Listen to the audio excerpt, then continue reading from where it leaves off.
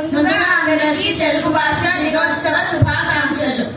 గిడుగు వెంకటరామమూర్తి జయంతి సందర్భంగా ఆగస్టు 29న తెలుగు భాష దినోత్సవం జరుపుకుంటారు. తెలుగు అనే పదంలోనే ఎంతో మాధుర్యం ఉంది. తేనెలొలుగు భాష మన తెలుగు భాష. ప్రతి సంవత్సరం భారతదేశంలోని ఆంధ్రప్రదేశ్ రాష్ట్రంలోని ఆగస్టు 29న తెలుగు భాష దినోత్సవం జరుపుకుంటారు.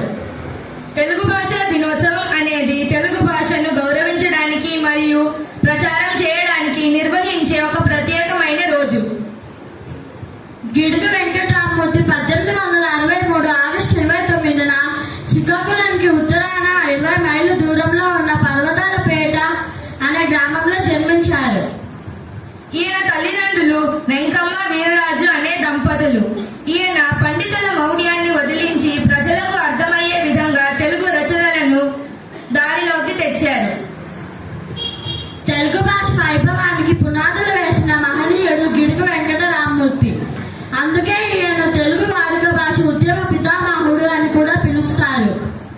గ్రాంథిక భాషలో ఉన్న తెలుగు వచనాన్ని వాడుక భాషలోకి తీసుకువచ్చి నిత్య వ్యవహారంలోని భాషలో ఉన్న అందాన్ని వీలును వ్యవహరించిన మహనీయుడు.